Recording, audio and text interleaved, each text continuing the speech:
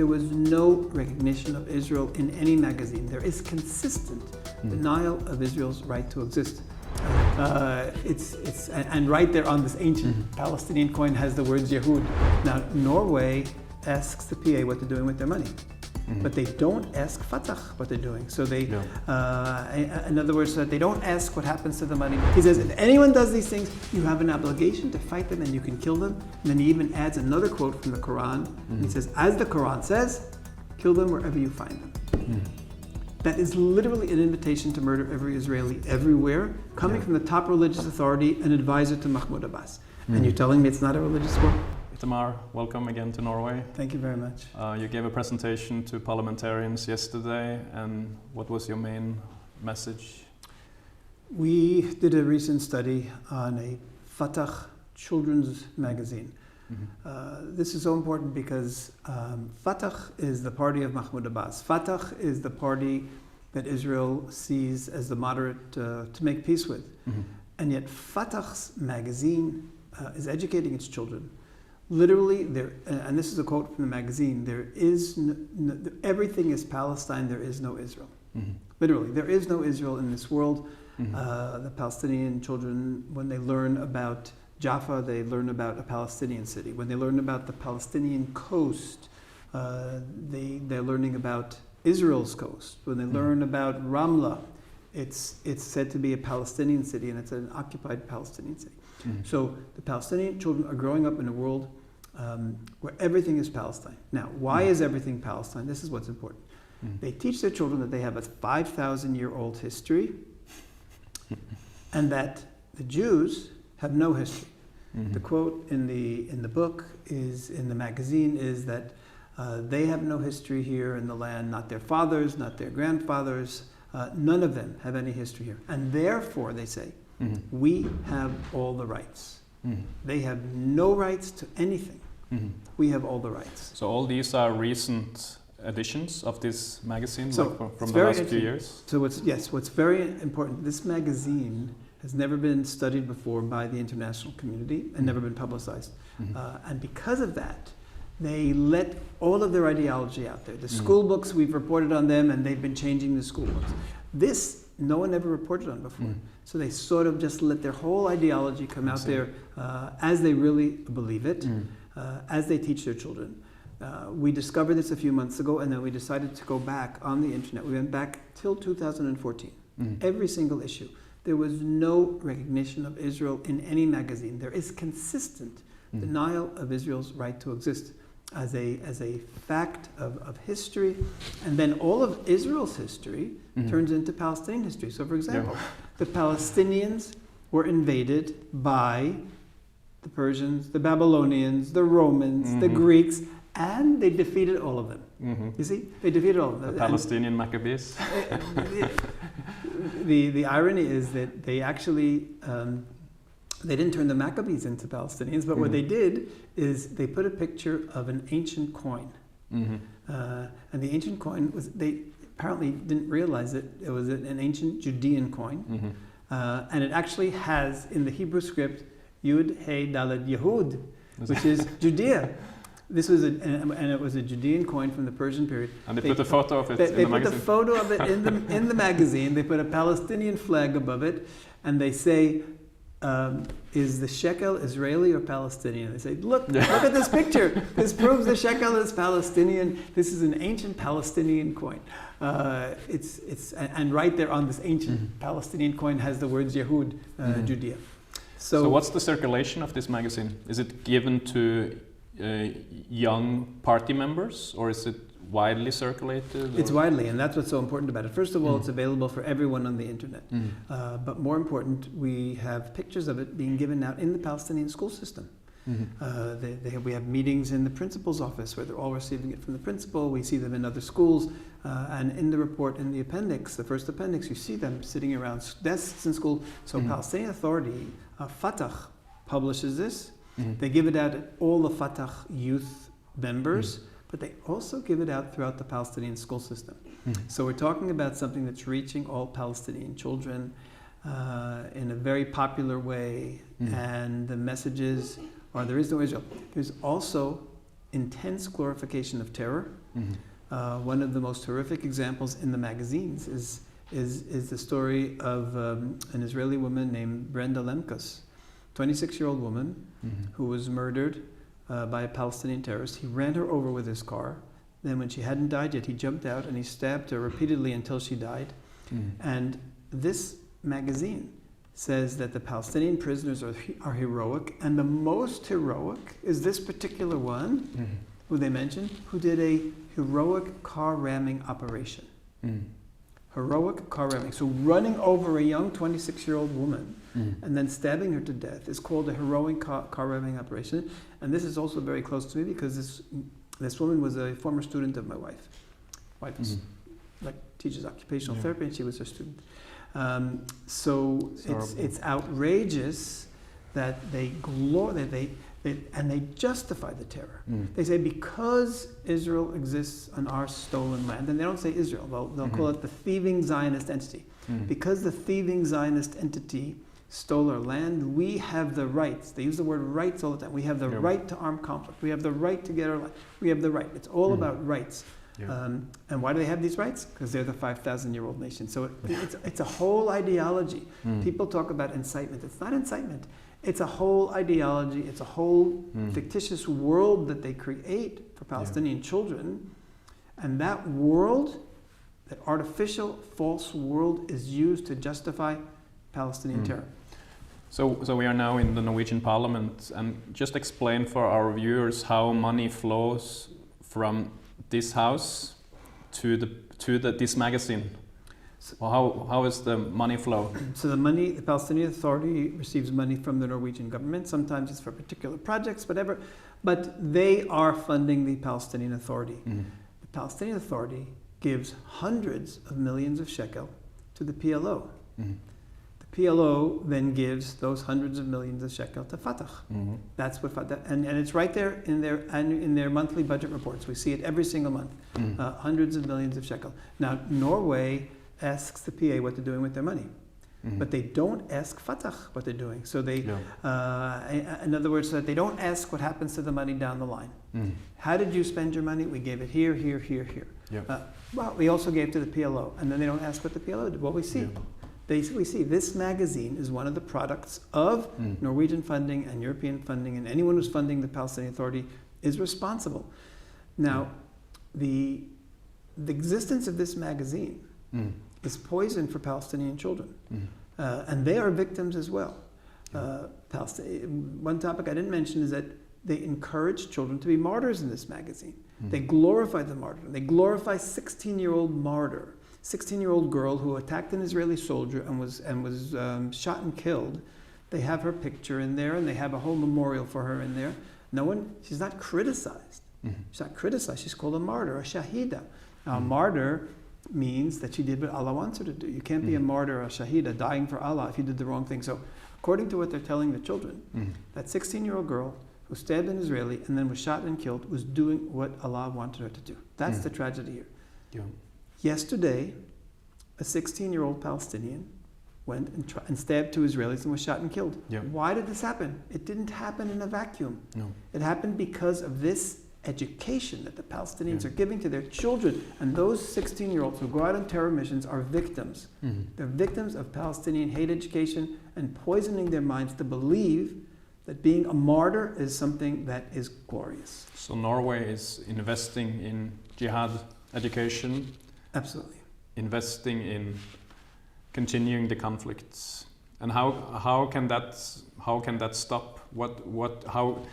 How can the Norwegian government put demands on the PA to come out of this evil circle? So what we recommended yesterday, and I'm hoping that it's brought up in Parliament and eventually will be accepted. We're going to recommend this in parliaments across Europe and in European Parliament.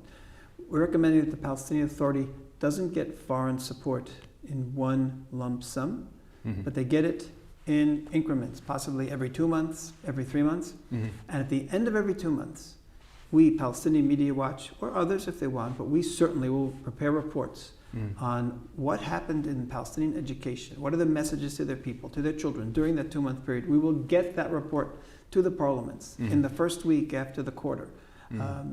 There'll be a special committee with members of different countries who will look at what we document happened in this Palestinian world. If they've continued to the extent that they're doing now, to deny Israel's right to exist, poison the children, etc., etc., etc., then this committee will say, you lost your funding for 2 months. Yeah. And then the Palestinian Authority will know that there's a cost to teaching hatred. Yeah. And the people who benefit first and foremost will be Palestinian children who will have a better education. So you have been exposing this for a quarter of a century soon, and what has become better and what has become worse? Is there different certain sections of Palestinian society that have become better, or not, or is it generally, like I know from my own reading that the school books have become worse last years compared to 15 or 20 years ago. And what do you see a tendency in this magazine? Is it getting worse? Is it getting This magazine, the school books. Our first report on Palestinian school books was in 1998. And then we did in 1999, we did in 2000, 2001, we did another one in 2007. And what happened is there was a lot of, every time there was international pressure on the Palestinian Authority. And then the books would get better for a few years, and then when the world wasn't looking, they would get worse again. This magazine has never been seen by the international community until now. And because of that, it's been horrific from the beginning till today. It hasn't changed. There's been no change in the message. There's no references to Israel. Even the name Israel hardly ever appears. And when it does, it'll use expressions like the Israeli monster, but not just about Israel. The expression for Israel, thieving Zionist entity, the thieving entity. It's always about theft. It's always about stealing. Israel is a thief. So there's been no change. The fantastic change that has happened is that there's international recognition of the work that we're doing. To the extent that I spoke in Dutch Parliament, and 2 weeks later they vote to cancel all funding, and they did. I spoke to members of Australian Parliament, and they cut all funding. Canadian Parliament as well, United States with Taylor Force Act. 4 countries who were giving between them over $400 million a year to the PA have cut out all funding to the PA because of this. Which is what will be necessary in the long term for the Palestinian Authority to change. They're not going to do it unless the international community makes them feel the pain financially. And when they do, then there's a possibility that we'll have change, which again, the change is not just beneficial to Israel. The change is beneficial first and foremost to their own children who have a future. So you're following the Palestinian media and society closely, and do you see that there is any recognition of or how is the Abraham Accords covered, the new budding relationship between Israel and Arab countries? Is it all painted in black, or? Yes, black, poison, evil. I mean, when they initially happened, we released a report which was sent through the Saudi Arabian ambassador, one of the Saudi Arabian ambassadors. It was sent to all these countries. It was the ultimate evil. You people are evil. You've lost your life, your future in the world to come. I mean, just everything bad that could be said about these people. Today, nothing good is said, but they're not saying so much. One of the results of all of their attacks on the Gulf states was they lost all their funding. Literally, the Gulf states, they insult the United States all the time. The United States keeps funding. I don't know, Europe they insult less, but they keep funding. They insulted the Arab states. That's it, no funding, and they're hurting, because of it. Altogether, because of the funding that we've brought about from Western countries and the Arab states, they've lost 85% of their international funding, down from 1.2 billion to about 400. But now, help me to square this, that now the Israeli government is coming also to Norway, even this week, asking the international community to give more contribution to the PA. Yes. Why? Or how? Okay, so How there- can like Okay, so there's- how can Friends of Israel? How should Friends of Israel approach this, according to your thinking? Is okay, it? so the, Go ahead. yes, yes, it's a dilemma. It's not a dilemma. It's actually that's where our solution comes in. On the one hand, Put conditions. on the one hand, Israel doesn't want the Palestinian Authority to collapse. Israel fears that should the PA completely collapse, Hamas will come in. By the way, if the PA doesn't collapse, this is an aside, Hamas is going to come in anyway. The next time they have elections, Hamas is going to come in. So that's a separate issue, but that's an important issue. It's a critical issue. But they don't want Hamas to come in by military takeover because the PA can't clean the streets and everybody just goes crazy. So that's the first thing. Therefore, though, for the benefit of everyone, keep funding the Palestinian Authority, but give them every 2 months the money that they need for those next months, and tell them, if you do this for 2 more months, you're going to have 2 months without any funding. And they will then change. They will have no choice but to change. And the first time that they lose the 2 months of payment, they are going to be in a real crisis. The people are going to be angry, and then they're going to have to change. Yeah, let's hope that European politicians will pick up on your idea. Yes, I hope so, and I think it'll be the benefit of everybody. I was analyzing a Norwegian online textbook about the conflict this week, and it said among many errors, factual errors, and a really biased narrative, they were claiming that this is not really a religious conflict, it's only a territorial conflict. So I want you to comment on that based on your reading of PA books, not Hamas books, but what Fatah publishes, like the secular, moderate Palestinians. There's a person who's very close to Mahmoud Abbas. His name is Mahmoud al-Habash. He was appointed by Mahmoud Abbas to be head of the Sharia courts and to be, in addition, also his personal advisor on Islam. Very close to him. He still today gives almost all the sermons on Palestinian television for many, many years. So he is the voice of religion in the Palestinian Authority. And by the way, in the PA you can't separate between religion and politics because it's a very religious society, one of the most religious Muslim societies. 98% or so in polls in recent years say that religion is important to them. Now, what did he say on Palestinian TV? He was talking about the conflict. He said, there's nothing new in this conflict. This is the historic conflict between good and evil, truth and falsehood, and the friends of Allah and the friends of Satan and the devil. Therefore, there's nothing new here. This is Allah's entity, meaning the Palestinians, versus Satan's entity, Israel.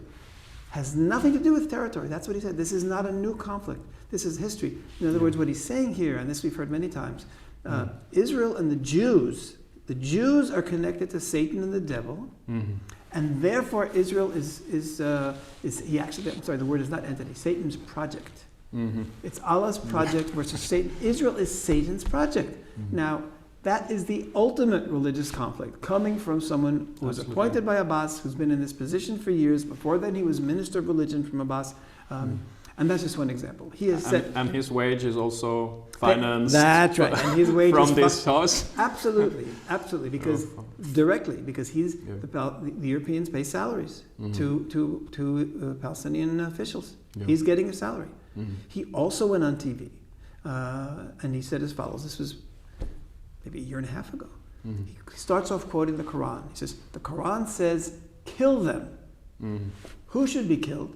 He says, why does Allah say kill them? He says, because Allah does not like the transgressors. Who are those transgressors who you should kill? And then he says, if someone attacks your land, your homeland, your rights, your family. Now, he lists 10 things, all of which the Palestinian Authority and he accuse Israel of doing. They say we've taken their land, they say we've taken their homeland, they say we've taken their rights. He says, if anyone does these things, you have an obligation to fight them and you can kill them. And then he even adds another quote from the Quran. And he says, as the Quran says, kill them wherever you find them. That is literally an invitation to murder every Israeli everywhere, coming from the top religious authority, an advisor to Mahmoud Abbas. And you're telling me it's not a religious war? I'll give you one final proof it's a religious war. every terrorist who attacks and tries to kill an Israeli or does, or suicide bomber, 100% of them are defined by the Palestinian Authority as shaheed. What's a shaheed? A shaheed is someone who died for Allah. You can only be a shaheed if you're doing something that Allah wants of you. Yeah. You can only be a shaheed if you're doing something. So killing an Israeli, being a suicide bomber, is something that Allah wants of you. It is a religious war for the Palestinian Authority. 100% religious war by the Palestinian Authority. Religious figures and the political figures, because all the political figures also call them shaheeds. Itamar, thanks a lot for coming to Norway. Thanks for all the work you and your team do. And we will continue to translate and circulate your material in Norway. And is there anything you want to say to the members of MIFF that before you go back to Israel? MIFF is a great organization working to help Israel here in Norway, and I think other countries as well. So keep up your good work. Thanks. להתראות. להתראות.